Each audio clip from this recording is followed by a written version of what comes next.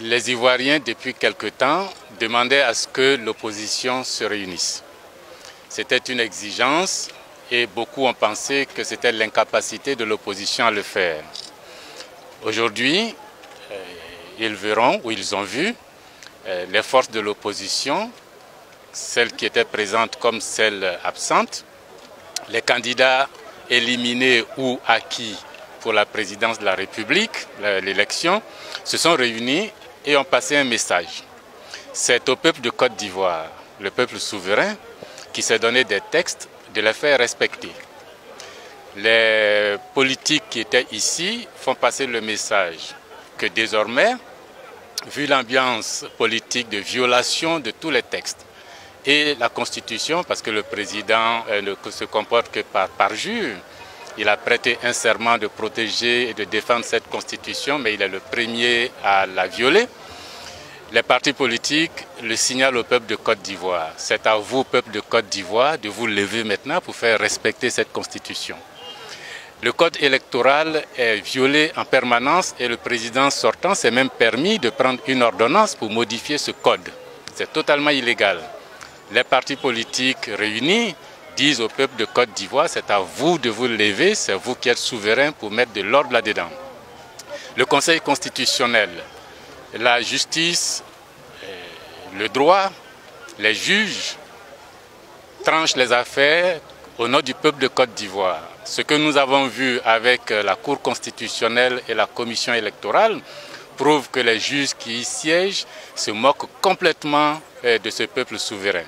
Les partis politiques qui sont chargés de révéler le suffrage disent à ce peuple de Côte d'Ivoire, c'est à vous maintenant de faire respecter la justice qui est dite en votre nom. Et le président Bédié et tous les présidents des partis politiques, des plateformes qui étaient là, ont donc lancé un mot d'ordre de désobéissance civile. Aux lois injustes, nul n'est censé obéir. Nous obéissons aux lois parce qu'elles sont justes. À partir du moment où ceux qui font les lois les violent, le peuple de Côte d'Ivoire n'a plus aucune obligation vis-à-vis de quoi que ce soit, vis-à-vis de qui que ce soit, quelque autorité que ce soit. C'est le sens de la désobéissance civile. Vous êtes peuple, vous refusez toute autorité de l'État de Côte d'Ivoire sur quoi que ce soit. Vous avez donné mandat à des gens qui se moquent de vous, qui violent vos droits. Ce que nous avons passé comme message aujourd'hui, c'est de dire désormais, vous considérez qu'il n'y a d'autorité en Côte d'Ivoire que vous-même. Vous, peuple de Côte d'Ivoire, nous ne sommes que les porte-parole. Vous vouliez que nous soyons réunis, ça y est, nous sommes réunis, mais nous ne sommes pas les souverains. C'est vous qui êtes souverains. À nos marques et puis partons. Il n'y aura pas d'élection en Côte d'Ivoire tant que le cadre institutionnel n'aura pas changé. C'est le message qui est passé. Tant que les exilés qui sont obligés d'être en exil, regardez, vous dites que vous condamnez des gens à 20 ans de prison, toutes les justices auraient couru pour aller chercher ces personnes, elles vous disent maintenant on veut revenir, vous dites non, ne revenez pas. C'est que ce n'est pas la justice que vous recherchez, c'est un abus de pouvoir.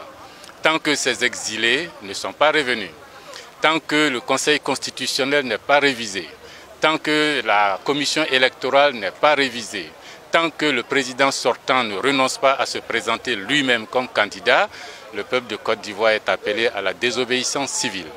Faites barrage partout à l'autorité de l'État, sans rien casser, sans rien tuer, sans rien blesser, sans détruire ni bien public ni bien privé, mais vous refusez simplement qu'il y ait d'autres autorités dans ce pays que vous, peuple de Côte d'Ivoire. Voilà le message qui a été passé.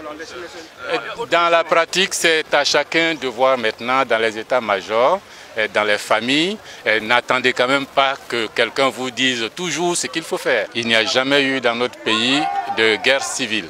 Il y a eu des guerres partisanes, des militants politiques qui se tapent dessus. Ce n'est pas des groupes ethniques. Donc nous sommes très loin du risque rwandais, mais du clash entre les militants politiques, oui.